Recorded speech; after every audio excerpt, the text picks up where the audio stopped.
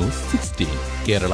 കുവൈത്തിൽ വിദേശികളുടെ driving licence card രൂപത്തിൽ അനുവദിക്കുന്നത് പുനരാരംഭിക്കുവാൻ ആഭ്യന്തര മന്ത്രാലയം ആലോചിക്കുന്നതായി റിപ്പോർട്ട്. മന്ത്രാലയ വൃത്തങ്ങളെ ഉദ്ധരിച്ച് പ്രാദേശിക അറബ് ദിനപത്രമാണ് ഇക്കാര്യം റിപ്പോർട്ട് ചെയ്തത്. ഇതിനായുള്ള ആവശ്യക്കാരിൽ നിന്നും 10 മുതൽ 30 ദിനാർ വരെ ഫീസ് ഈടാക്കുവാനുള്ള കാര്യവും പരിഗണനയിലാണെന്നും പത്രം റിപ്പോർട്ട് ചെയ്യുന്നു. എന്നാൽ അധിക ഫീസ് നൽകിയാലും ലൈസൻസ് കാലാവധി 1 വർഷത്തേക്ക് മാത്രമേ അനുവദിക്കുകയുള്ളൂ.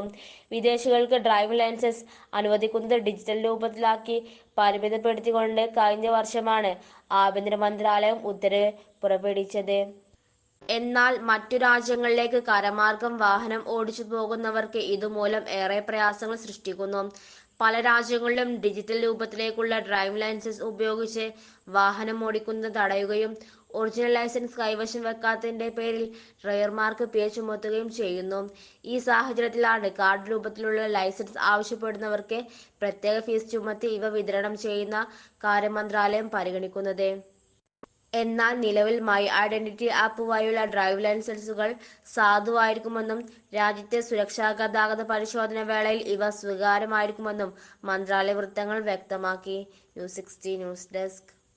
പക്ഷമില്ല, വിവേചനമില്ല. നേരിനൊപ്പം, നാടിനൊപ്പം, നാട്ടുകാർക്കൊപ്പം. News 16 Kerala channel.